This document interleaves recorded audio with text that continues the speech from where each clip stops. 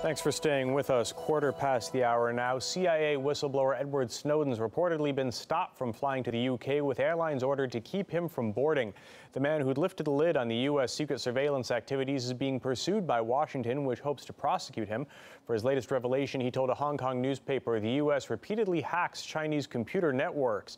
He claims the U.S. has been hitting hundreds of targets in Hong Kong and on the mainland China since 2009, particularly sensitive because Washington's constantly accused Beijing of being behind a series of cyber attacks on its government departments.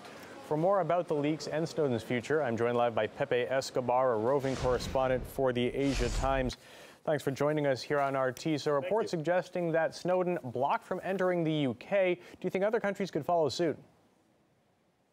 Can I deviate from the script a little bit? I'm going to start with Syria. Well, I'd really like to keep you to this because we've already gone over our Syria topic for the moment, and this is our Snowden segment. Go ahead and tell us, do you think other countries will block him? The problem is this is totally interlinked. What Snowden did, with the perfect timing in sunny lands, was as an editorial at the Global Times today in China, that comes straight from the top, was to hand a card, their own term, to China. And China is going to play that to the max. Everybody knew that the US was also hacking China. Xi Jinping, when he met Obama in Sunnylands a week ago, he already knew it. And he let the Americans drive the agenda of the summit, talking about cyber warfare, when he knew that sooner or later this revelation would erupt. And Snowden, he was watching the whole thing, and he timed his disclosure to the Sunnyland summit. So it's all interrelated. So what does Obama do 1 week later? A wag the dog thing. He's going to start a war in Syria to deviate himself from Prismgate. That's why everything is interlinked. Now, Snowden says he trusts Hong Kong's courts to make the right choice over his extradition. Would you advise him to go down that road and stay on the island?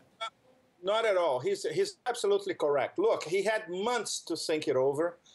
He's already in contact with lawyers and human rights organizations in Hong Kong. He studied Hong Kong law. Yes, there is an extradition treaty between Hong Kong and the U.S. before the 1997 handover, but this is a very special case. Now China is directly involved.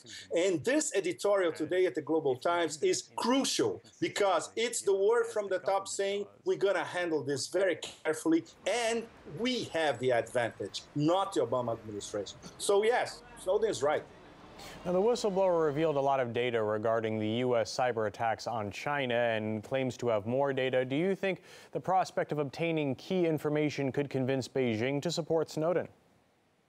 Beijing is already supporting Snowden. That's the thing. It took them a few days to make up their minds. Remember, there was a 3-day holiday in China.